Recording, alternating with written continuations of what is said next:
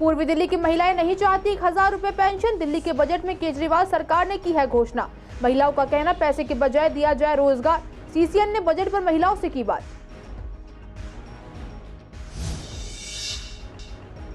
मध्य बिहार थाने के एसआई खुदकुशी मामले में आया नया मोड़। एसआई के भाई ने एसएचओ पर लगाया परेशान करने का आरोप। पुलिस की लापरवाही पर उठाए सवाल।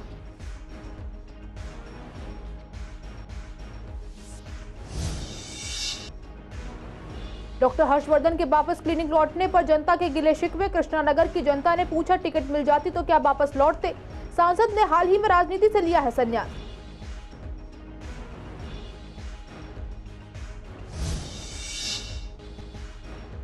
न्यू उस्मानपुर में हुए एक्सीडेंट में 6 साल के मासूम की मौत। टक्कर मारने वाला बस चालक मौके से हुआ फरार। पुलिस आरोपी की तलाश में जुटी।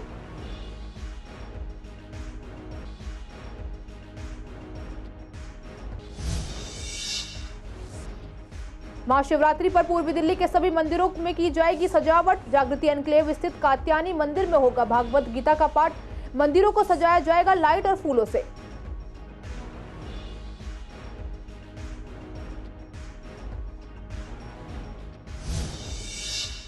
नमस्कार, आप देख रहे हैं सीसीएन लाइव। मैं हूं आपके साथ काजल चौधरी। स्वागत है आपका हमारे खास कार्यक्रम पूर्वी दिल्ली खास में। कुछ खास खबरों के साथ करते हैं बुलेटिन की शुरुआत।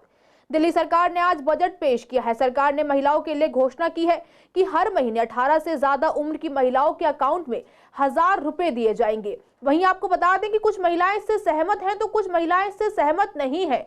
महिलाओं ने कहा कि पैसों के साथ साथ उन्हें रोजगार भी मिले ताकि महिला काम कर सके।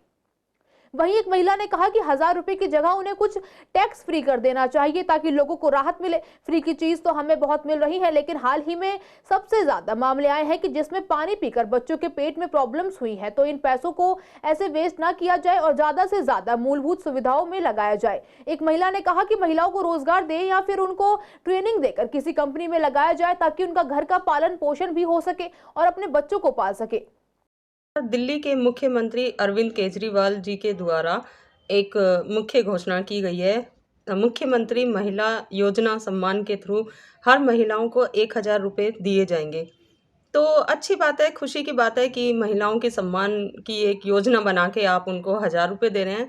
लेकिन मुझे ऐसा लगता है कि महिलाओं को आत्मनिर्भर बनाने के लिए आप जगह जगह या तरह तरह की चीज़ें अगर खुलवाएंगे तो वो और भी ज़्यादा बेटर रहेगा। तो महिलाओं का सम्मान के लिए अगर आप उनके कुछ कोर्सेज करा दें या कुछ मतलब उनको जॉब फैसिलिटीज़ अवेलेबल करा दें तो मुझे लगता है वो ज़्यादा बेटर है। आज दिल्ली सरकार का बजट आया है जिसमें हर एक महिलाओं को 1000 रुपये देने की बात कही है। ये तो बहुत अच्छी बात है कि सरकार ने महिलाओं के बारे में सोचा, मगर अगर सरकार 1000 रुपये जो दे रही है उसके बदले में महिलाओं के लिए काम की व्यवस्था करे तो बहुत ही बेहतर रहेगा, जिससे उन्हें आत्मनिर्भरता प्राप्त होगी और किस तरीके से फ्री में लेने की इच्छा भी रहेगी। जो केजरीवाल ने, भारत सरकार ने जो रूल निकाले कि लेडीज़ को 1000 रुपये देने हैं, तो वो 1000 देना सरकार के लिए, हम लेडीज़ के लिए बहुत अच्छी बात है। पर अगर हम इसके बजाय 1000 के साथ साथ अगर काम भी मिल जाए, हमें ऐसा व्यवसाय मिल जाए कि जो हम हर महीने अपने काम कर सके और इंडिपेंडेंट हो सके। अभी मुझे पता चला कि दिल्ली के अंदर जो है मुख्यमंत्री महिला सम्मान योजना के तहत 18 साल से ऊपर की जो महिलाएं हैं, लड़कियां हैं, उन सभी को 1000 रुपये राशि दी जाएगी। तो ऐसा मेरा एक सवाल है अपने मुख्यमंत्री अरविंद केजरीवाल जी से कि इस तरह की योजनाएं आप दिल्ली में क्यों लागू कर रहे हैं, क्यों फ्री में दिल्ली में बांट रहे हैं। आप चीज़ों को, आप उनके अमाउंट्स को मिनिमाइज़ कर दीजिए ना। जो भी चीज़ें हम खरीद रहे हैं वहाँ पर आप टैक्स हटा दीजिए, वहाँ पर हम लोगों को काफ़ी जो है कम रेट पर आप चीज़ें उपलब्ध करा दीजिए। तो इस तरीके की जो चीज़ें हैं जैसे पानी मुफ्त, बिजली मुफ्त, पर ये उन लोगों के लिए जो स्लम्स में है तो वो उसका यूज़ भी ना तो ढंग से कर पा रहे हैं और जिसका भुगतान हम जो टैक्स पेयर है वो हमें करना पड़ रहा है। अभी प्रीत विहार में मैं रहती हूँ और वहाँ पर समय समय पर गंदा पानी, बदबू वाला पानी जो है हमें पीने को मिला और अभी पिछले हफ्ते ही जो है इससे बहुत बड़ी समस्या भी हुई, पेट की, बच्चे बीमार भी हुए। तो प्लीज़ मेरी रिक्वेस्ट है कि आप इस तरह की योजनाएं ना निकालें। हर चीज़ मुफ्त में नहीं दी जानी चाहिए क्योंकि हम जो टैक्स पे करते हैं तो हम पर तो बहुत भार पड़ता है और हमें इस चीज़ का कोई बेनिफिट नहीं मिलता। ईस्ट दिल्ली के मधु विहार थाने में तैनात सब इंस्पेक्टर गणेश कुर्ना की खुदकुशी के मामले में अब नया मोड़ आ गया है, जब उनके भाई ने पुलिस कंट्रोल रूम में कॉल करके एसएचओ पर आरोप लगाया। उन्होंने कहा कि उनके भाई को एसएचओ टॉर्चर करता था, जिससे परेशान होकर उन्होंने खुदकुशी की। कॉलर ने यह भी कहा कि पुलिस उसका ठीक से बयान तक नहीं ले रही है।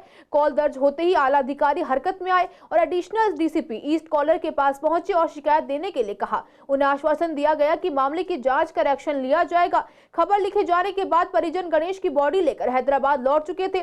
अंतिम संस्कार की तैयारी की जा रही थी। गणेश के बड़े भाई चंद्रशेखर ने बताया कि वह खुद हैदराबाद पुलिस में सब इंस्पेक्टर हैं, खुदकुशी के केस भी देखते हैं, मगर इतनी लापरवाही बरतते हुए उन्होंने किसी जांच अधिकारी को नहीं देखा जितनी उनके भाई की खुदकुशी के मामले में जांच अधिकारी ने बरती है। चांदनी चौक से सांसद डॉक्टर हर्षवर्धन का आगामी लोकसभा चुनाव के लिए बीजेपी पार्टी द्वारा टिकट काटने के बाद डॉक्टर हर्षवर्धन ने राजनीति से संन्यास ले लिया और साथ ही कहा कि वह अब अपने पुराने क्षेत्र कृष्णानगर में जाएंगे और अपना क्लिनिक चलाएंगे। आपको बता दें कि कृष्णानगर विधानसभा में हमने कृष्णानगर की जनता से जाना कि टिकट कटने के बाद अब डॉक्टर हर्षवर्धन का वापस कृष्णानगर आने को वह किस नजरिए से देखते हैं।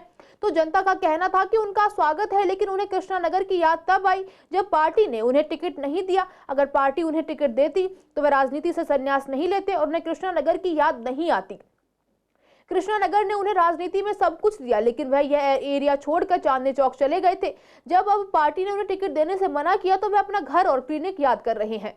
कहता हूँ बहुत अच्छा समय रहा है, बहुत अच्छा उन्होंने नाम कमाया, बहुत अच्छी बुलंदियों पर भी गए वो।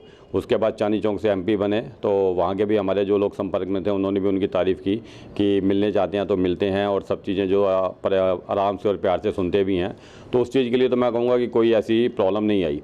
जहाँ तक टिकट की बात है तो कि ये तो पार्टी का जो है निजी मामला है। अब पार्टी क्या डिसाइड करती है या डॉक्टर साहब क्या डिसाइड करते हैं, संन्यास की बात है तो ये निजी मामला हो जाता है इंसान का। तो इस विषय पे तो हम कुछ नहीं कहना चाहेंगे, लेकिन वो कृष्णानगर आ रहे हैं, उनका अपना क्षेत्र है, उनका अपना मकान है, उनका अपना दुकान है, तो उस बारे में हम उनका स्वागत करेंगे। और अब जो एक निजी ज़िंदगी होती है वो अब जीना चाह रहे हैं तो हम लोग उनके साथ हैं। जनता का तो यही कहता रहा है कि हमने कृष्णानगर में बहुत काम किए, बहुत सुधार करा है। उस बारे में हम ज़्यादा ना चर्चा करते हुए हम ये कहेंगे कि क्या हुआ क्या नहीं हुआ ये जनता जानती है। अब हर्षवर्धन जी वापस आ रहे हैं, ये उनकी पर्सनल राय है, ये उनकी सोच है। उनको अगर ठीक लग रहा होगा कि वापस अपना क्लिनिक चला लें, अपने कृष्णानगर वाले जो जिस समय उनके साथ में थे वो जो दूरियां आई वो दूर होते चले गए, तो अब वो फिर से कोशिश कर रहे हैं कि कृष्णानगर वापस आके अपनी जनता के बीच में दोबारा जुड़ने की कोशिश करेंगे। बाकी जनता तय करेगी कि वो राजनीति से संन्यास लिया या नहीं लिया है, ये आने वाला समय बता देगा। डॉक्टर हर्षवर्धन जी इस क्षेत्र में विधायक रहे, स्वास्थ्य मंत्री बने दिल्ली सरकार में, फिर भारत सरकार में स्वास्थ्य मंत्री भी बने। उन्होंने निष्भाव से सेवा की है। उन्होंने कभी अपने आप को माना नहीं कि मैं मंत्री हूँ। उन्होंने कभी भी मंत्री वाला वो कभी संभाला नहीं। हमारे साथ अजीत दरबार के अंदर वो बाल्टी सेवादार होते थे, लंगर में लंगर की सेवा करते थे। हम तो चाहते हैं डॉक्टर हर्षवर्धन और नाम कमाएं।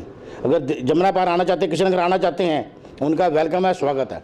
आज उनको कृष्णानगर में वापस आने का जो एहसास हो रहा है, मैं ये बात ज़रूर पूछना चाहूँगा कि जब आप गए थे क्या तब आपने इस एहसास को समझने का प्रयत्न किया? वो कृष्णानगर जिसने आपको इतना मान सम्मान दिया, क्या आपने कभी किसी मंच पर कृष्णनगर को मान सम्मान देने की योग्य बात कही कि मैं आज जो भी हूँ कृष्णनगर विधानसभा की देन हूँ? हमने तो आज तक ऐसी कोई आपसे बात नहीं सुनी। उस वक्त तो आप लावारिस रूप में छोड़ गए थे कृष्णनगर वासियों को, जिन्होंने आपको इतना स्नेह, जिन्होंने आपको मंत्री बनाया, जिन्होंने इतना प्यार दिया, प्रदेश अध्यक्ष तक पहुँचे। तब आपको चांदनी चौक का उस वक्त वातावरण रास आ गया। क्या आपने आके एक बार भी शुक्रिया अदा किया या ऐसे किसी प्लेटफॉर्म से कृष्णानगर वासियों को धन्यवाद दिया? लेकिन कहते हैं ना कि जब अपने पर पड़ती है उस वक्त ये एहसास होता है कि आज मुझे लौट के फिर वहीं आना पड़ा जहां से मैंने राजनीतिक सफ़र शुरू किया था। उत्तर पूर्वी दिल्ली के न्यू उस्मानपुर इलाके में पिता और दादा के साथ बाइक से जा रहे 6 साल के मासूम बच्चे की आरटीवी बस से टक्कर होने पर मौत हो गई। पुलिस ने शव को जीटीबी अस्पताल की मोर्चरी में सुरक्षित रखवा दिया है और पूरे मामले की जांच शुरू कर दी है। हादसे के बाद से ही आरटीवी बस चालक फरार है, जिसकी तलाश की जा रही है। इस हादसे में मासूम बच्चे के पिता भी घायल हुए हैं, जिन्हें जगप्रवेश अस्पताल में भर्ती कराया गया है। उत्तर पूर्वी दिल्ली के DCP doctor Joy N Tirkey ने बताया कि मृतक बच्चा परिवार के साथ ब्रह्मापुरी में रहता था। रविवार शाम तकरीबन 5 बजे बच्चा अपने पिता के साथ बाइक से जा रहा था। बाइक पर बच्चे के दादा भी बैठे हुए थे, जिन्हें वह लोग स्टेशन छोड़ने के लिए जा रहे थे, जहां से उन्हें अयोध्या जाने के लिए ट्रेन पकड़नी थी। वह अयोध्या के ही रहने वाले हैं। इस दौरान उन्हें न्यू उस्मानपुर पहला पुस्ता के पास बाइक के पीछे से आ रही अनियंत्रित आरटीवी बस ने टक्कर मार दी। इस हादसे में बच्चा और उसके पिता गंभीर रूप से घायल हो गए, जबकि दादा को मामूली चोटें आई। सभी घायलों को जगप्रवेश अस्पताल ले जाया गया, जहां बच्चे की मौत हो गई। यहाँ 3 लोग बाइक पे बैठ के आ रहे थे, जो बताए जा रहे एक ही परिवार के थे। उनका क्या नाम है, ये बस से क्या नाम है कि हादसा हुआ है, जो मौके पे एक बच्चे की डेथ हो गई है। और जो दिल्ली पुलिस की टीम है उस्मानपुर थाने की, शास्त्री पार्क थाने की, मौके पे पूरे स्टाफ के साथ यहाँ पे पहुँची हुई है। इनकी पूरी सहयोग कर रहे हैं। पुलिस महकमा जितना भी SHO भी यहाँ मौके पे है। ये लोग अपने दादाजी बच्चे के और जो मनीष के, ये अयोध्या की इनकी ट्रेन थी। आज ये ऑटो जा रहे थे ट्रेन करने, अपनी ट्रेन लेने का ऑटो करके आ रहे थे। तो ये ऑटो कर रहे थे, खड़े खड़े पीछे से आरटीवी आई और इनको चढ़ा के चली गई। तो इनका पोता आगे बैठा था, मनीष चला रहा था और दादाजी पीछे खड़े होकर ऑटो कर रहे थे। तो ऑन द स्पॉट बच्चा जो टायर के नीचे आ गया और सडनली एक्सपायर हो गया। बच्चे की 6 साल है। कहाँ जा रहे थे? ये ऑटो कर रहे थे अयोध्या जाने के लिए। इनकी ट्रेन थी इनकी दादाजी की। अच्छा, दर्शन के लिए जा रहे थे? नहीं, दर्शन इनका घर है अयोध्या में। अच्छा, ठीक। ये घर है, यहाँ पे अपने गाँव जा रहे थे। इसके दादाजी की ट्रेन थी, वहाँ जा रहे थे। शिवरात्रि का पावन पर्व आने वाला है। आगामी 8 मार्च को शिवरात्रि, जो कि शिव पार्वती विवाह के उपलक्ष्य में मनाया जाता है। ऐसे में पूर्वी दिल्ली के मंदिरों में सजावट से लेकर जल अभिषेक तक की तैयारियां की जाती हैं। जब हमने जागृति एनक्लेव स्थित कात्यायनी मंदिर में पंडित जी से बात की, तो उन्होंने बताया कि शिवरात्रि के दिन मंदिर में भागवत गीता का पाठ और साथ ही कलश यात्रा का कार्यक्रम किया जाएगा। साथ ही मंदिर को फूलों से सजाया जाएगा। वहीं राम मंदिर में भी शिवरात्रि के दिन खास जलाभिषेक किया जाएगा। श्रद्धालुओं की लंबी लंबी कतारें मंदिर में लगती हैं और सभी श्रद्धालु भोलेनाथ की जय जयकार के साथ शिवरात्रि का पर्व मनाते हैं। जो शिवरात्रि का पर्व है, उस दिन भगवान शिव और पार्वती का विवाह होता है। श्रद्धालु भक्त लोग 4 पहर की पूजा करते हैं, 10 बजे से लेकर के सुबह 4 बजे तक, या फिर 9 बजे से लेकर के मंदिर में हमारे 12 बजे तक पूजा होती है। भगवान शिव के अभिषेक चलते हैं और पूरी वहाँ से लेकर के वहाँ तक लाइन लगती है। संयोग से इस दफ़े जो है हरात्मक पूजा हो रही है। हरात्मक पूजा कैसे कि भगवान शिव का तो उस दिन है विशेष पर्व। उसी दिन से मंदिर प्रांगण में श्रीमद् भागवत का भी आयोजन है।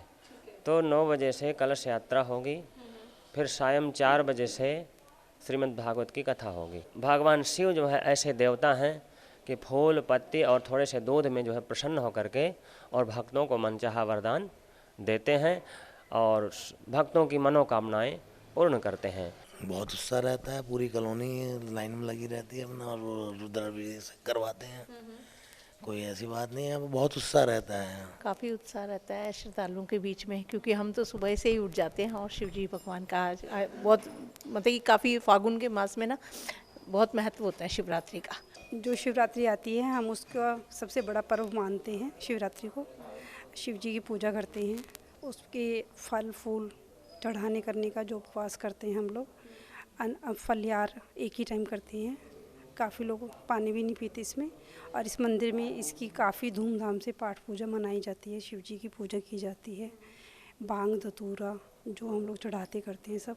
पूर्वी दिल्ली स्थित यमुना स्पोर्ट कॉम्प्लेक्स में सोमवार को नारी शक्ति वंदन मैराथन का आयोजन किया गया है। इस दौरान दिल्ली बीजेपी अध्यक्ष वीरेंद्र सचदेवा ने महिला सशक्तिकरण और विकास को लेकर प्रधानमंत्री का धन्यवाद दिया।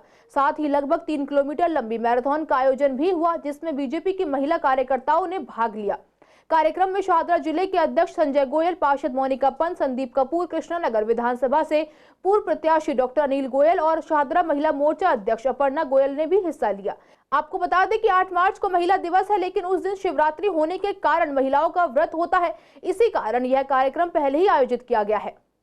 जिस तरह से माननीय प्रधानमंत्री जी के नेतृत्व में मातृशक्ति को, बहनों को बढ़ावा दिया गया है, उसकी झलक आपको आज पूरे हिंदुस्तान में दिखाई देती है। 2014-15 की बात करें तो आर्म्ड फोर्स में हमारी माताएं बहनें 3000 थी अधिकारी के रूप में, आज उनकी संख्या 10,000 से ज़्यादा है। प्रधानमंत्री उज्ज्वला योजना में देखें तो 12 करोड़ से ज़्यादा माताओं बहनों को चूल्हे और गैस दिए गए हैं। प्रधानमंत्री आवास योजना में 4 करोड़ से ज़्यादा मकान दिए गए, उसमें 66% से ज़्यादा महिलाएँ हैं। और जनधन योजना भी देखें तो जनधन योजना में भी 55% से ज़्यादा खाते माताओं बहनों के हैं। तो माननीय प्रधानमंत्री जी का सीधा सा संदेश है कि अगर हमारे देश की नारी मातृशक्ति सशक्त होगी तो हमारा समाज सशक्त होगा। देखिए, अगर बात करें नारी शक्ति वंदन की तो भाजपा ही एक ऐसी पार्टी है जहां सही मायनों में महिलाओं को सम्मान दिया गया है। हमारा संगठन हो, वहां पर भी महिलाओं की भागीदारी रही, और नारी शक्ति वंदन अधिनियम लाने की बात हो तो वो भी भारतीय जनता पार्टी की सरकार में ही आया। और आज जब दिल्ली के टिकट भी लोकसभा के घोषित हो गए होंगे तो आपने देखा होगा कि महिलाओं की भागीदारी उसमें सुनिश्चित करी गई है, और महिलाओं के लिए ना जाने कितनी योजनाएं मोदी सरकार लेकर आई है। तो देश की आधी आबादी हमेशा मोदी जी के साथ है। को छोड़कर, पति को छोड़कर, खाना बनाना था, लंच पैक करना था, स्कूल भेजना था, सब कुछ छोड़कर आज हम क्यों खड़े हैं? क्योंकि हम चाहते हैं हमारा समाज, हमारे और लोग देखे कि ये बहनें सुबह सुबह इतनी बड़ी संख्या में कहाँ मोदी जी की टी शर्ट पहन के दौड़ रही हैं। क्यों दौड़ रही हैं? क्योंकि हम चाहते हैं वो जाने कि मोदी जी ने कितने सुंदर कार्य महिलाओं के लिए किए। जीटीबी एनक्लेव इलाके में घर में नशीला पदार्थ बेच रही महिला को Shahdara anti narcotics task force ने गिरफ्तार किया है। आरोपित पिंकी के पास से 41.5 ग्राम स्मैक बरामद हुई है। इसके खिलाफ एनडीपीएस एक्ट के तहत एफआईआर दर्ज की गई है। पुलिस ने बताया कि महिला पर 3 मामले पहले से ही दर्ज है।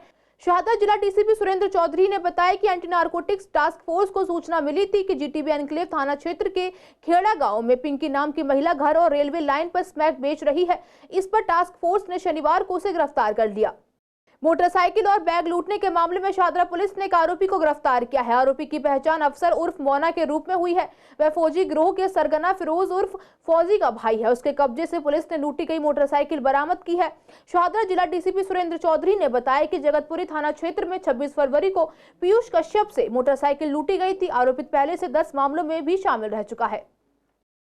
सब्जियों की महंगाई से आम जनता के साथ साथ दुकानदार भी परेशान है। पिछले दिनों जहां लहसुन के दाम तकरीबन 400 से 500 रुपए तक पहुंच गए थे, हालांकि अभी दाम कुछ ही कम हुए हैं, लेकिन अभी नई फसल आने से नया लहसुन 250 रुपए किलो हो गया है, जिससे कहीं ना कहीं लोगों को राहत मिली है। वहीं लहसुन के बाद अब प्याज और आलू ने लोगों को परेशान किया हुआ है। जहां प्याज 40 रुपए किलो हो गया है, वहीं आलू 30 रुपए किलो हो गया है, जो कि पहले 20 रुपए किलो तक था, जिसके दाम आगे और अधिक बढ़ने की उम्मीद दुकानदार जता रहे हैं।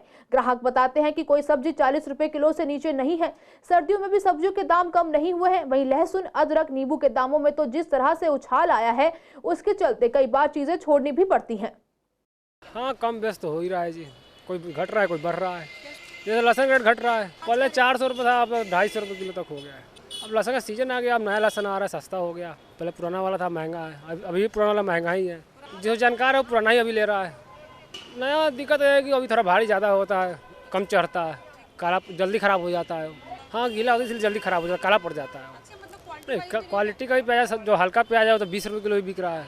ये वाला प्याज थोड़ा महंगा है, 40 रुपये किलो बेच रहा है। हाँ, आलू का रेट भी बढ़ रहा है जी। पहले से 10 रुपये, पहले 10 रुपये 15 रुपये किलो था, 20 रुपये किलो बेचना पड़ रहा है। आगे 25 रुपये हो सकता है, 30 भी हो सकता है। मंडी में जब कम आएगा तो महंगा हो ही जाएगा। बात ये है, कुटर सील होगा, किसान लोग आंदोलन कर रहे हैं। फसल कम आ रहा है, फसल कम आ रहा है, इसलिए थोड़ा महंगाई हो रहा है। सभी की नहीं, किसी का कम भी हो रहा है, किसी का ज़्यादा हो रहा है। आज जैसे पहले से भिंडी थोड़ा कम हो रहा है, शिमला मिर्च बढ़ गया, प्याज बढ़ गया। शिमला मिर्च आज का रेट है 140 रुपये किलो, थोड़ा सा बढ़ा है, ज़्यादा नहीं बढ़ा है, 5 रुपये किलो बढ़ गया। इसका तो कोई ठीक नहीं है, सस्ता भी हो सकता है, महंगा भी हो सकता है। प्याज का कोई ठीक नहीं आने का। जैसे आलू तो अब स्टोर में जाना शुरू हो गया, इसलिए आलू तो महंगा होगा न। गोभी तो अब तो सीजन उसका अनसीजन हो रहा है, दिन ब दिन वो महंगा होगा। धनिया सस्ता है, मिर्ची महंगा हो गया है। सब्जियों के रेट क्या बहुत महंगे हैं मैम, सब्जी का बहुत महंगा रेट है। आम आदमी पे अब महंगा है। टमाटर मान के चलिए 40-50 रुपये किलो है, आलू है 40-50 रुपये किलो है। हम गरीब आदमी सब कहाँ से ले पाएंगे? इतनी महंगी है सामान, सब सोच भी नहीं सकते हैं। जो 15-16 हज़ार रुपया कमाने वाला क्या क्या करेगा? जो रूम रेंट पे रहता है 3000-3500 रूम रेंट देते हैं, साग सब्जी इतना महंगा हो जाता है, आम बंदा जाएगा कहाँ?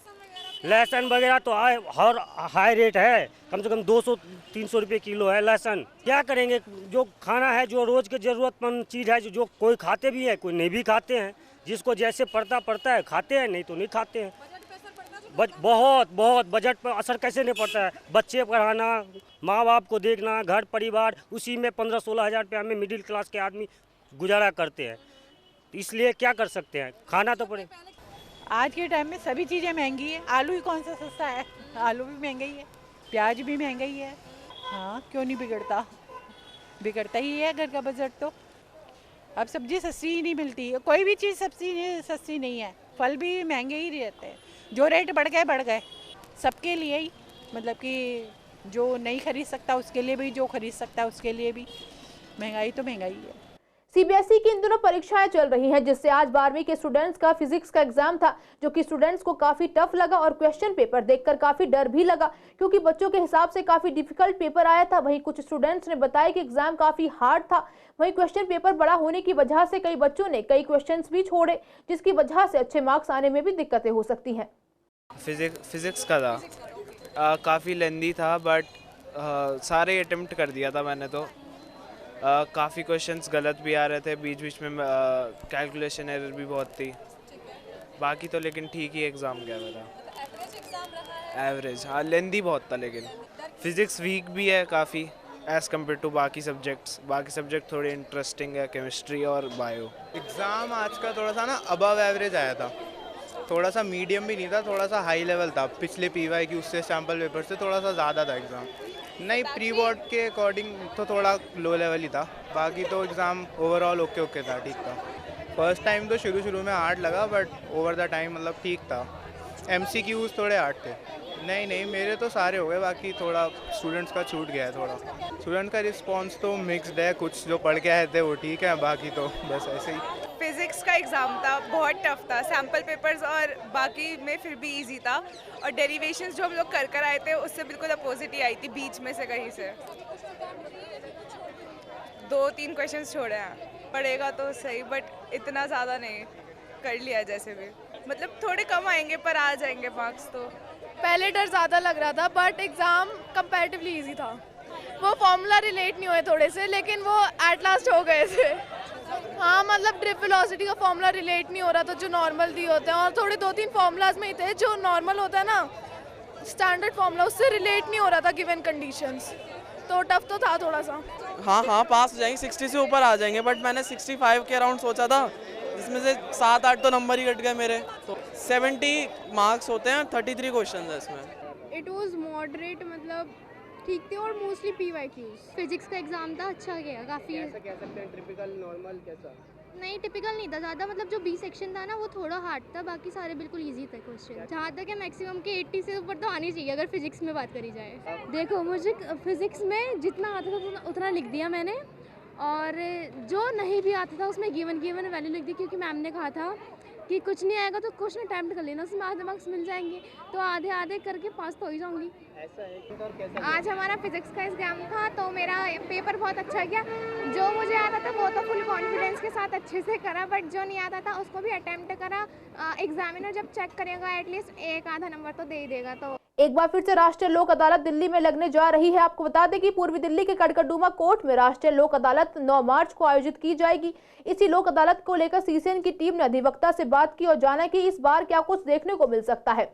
उन्होंने बताया कि तीनों डिस्ट्रिक्ट के अधिकारियों के साथ अन्य मुख्य सचिव मिलकर हेल्प डेस्क लगाएंगे। इस डेस्क के माध्यम से लोक अदालत के लिए आई जनता को जो परेशान रहती है उसका निवारण किया जाएगा। आपको बता दें कि राष्ट्रीय लोक अदालत में आपसी सहयोग जैसे मामलों का निवारण, साथ ही दिल्ली के ट्रैफिक चालान का निपटारा भी किया जाएगा। अधिवक्ताओं ने बताया कि इससे रुके हुए केस भी कम होते हैं और चालान से सरकार को फंड भी मिलता है। ये जो लोक अदालत है इसमें सभी तरह के निपटारे केसों के होने हैं। दोनों पार्टी जिसमें सहमत होगी जी हम आपसी समझौता करके अपना केस ख़त्म करना चाहते हैं तो इसमें ख़त्म हो सकते हैं। और आज कई कोर्टों में मैक्सिमम एक ये प्री लोक अदालत बोलते हैं, उससे पहले जितने भी जज साहब हैं उन्होंने भी कोशिश करी है कि हमारे कोर्ट के जो है मामले निपटें, जल्दी से जल्दी डिस्पोजल हो, जिससे जुडिशियल सिस्टम को अच्छी ताकत मिले। हाँ, ट्रैफिक का भी है और सब चीज़ों का है, इसमें सभी का। कल से जो ट्रैफिक के चालान हैं और जो दूसरे हैं वो भी ऑनलाइन खुलेगा। जो ऑनलाइन अप्लाई कर लेते हैं उनका नंबर आ जाता है, उन्हीं का निपटारा 9 को हो सकता है। ऐसा नहीं है कि कोई अपना चालान लेके 9 तारीख को यहाँ आ जाए और वो निपटे, ऐसे नहीं होता। ये पहले ही इसकी तैयारी की जाती है और वो सब तैयारी चल रही है। कल पोर्टल उसका खुलेगा। सर एक ये माध्यम है जिसमें इतने पेंडेंसी ऑफ द केसेस हैं वो उनको ख़त्म करने के लिए, जिसमें समझौता हो सकता है केसों में। सारे जितने चालान्स हैं उनका एक अच्छा एक माध्यम है कि हम अपने केसों को ख़त्म कर सकें, पेंडेंसी को ख़त्म कर सकें। गांधीनगर पुलिस के हाथ एक बड़ी कामयाबी लगी है। पुलिस ने एक शातिर अपराधी को गिरफ्तार किया है, जिसके पास से चोरी के 3 मोबाइल, एक देशी पिस्टल और 2 जिंदा कारतूस बरामद किए गए हैं। गांधीनगर पुलिस क्षेत्र में मौजूद थी जब अचानक उन्हें पीछे से चोर चोर कहने की आवाज सुनाई दी। आवाज सुनकर हेड कांस्टेबल नीरज धमा सतर्क हो गए और हरकत में आ गए। उन्होंने तुरंत कार्रवाई की और कथित व्यक्ति को पकड़ लिया। पूछताछ में पता चला कि पकड़े गए अपराधी ने बाजार में एक व्यक्ति की पॉकेट मारकर उससे मोबाइल फोन निकाल लिया था। तलाशी ली गई और उसके कब्जे से 3 मोबाइल फोन, एक देशी पिस्टल और जिंदा कारतूस बरामद किए गए। आगे की जांच के दौरान यह पाया गया कि 3 में से 2 मोबाइल फोन पिछले 2 घंटों में आरोपी व्यक्ति द्वारा उठाए गए थे और तीसरा मोबाइल भी चोरी का बताया गया। रिकॉर्ड की जांच के बाद पता चला कि वह वेलकम थाने का घोषित अपराधी है और उसके खिलाफ पहले से ही चोरी और आर्म्स एक्ट के 15 मामले दर्ज हैं। आज के इस बुलेटिन में बस इतना ही। हर रोज ऐसी नई खबरें देखने के लिए देखते रहिए CCN लाइव। नमस्कार।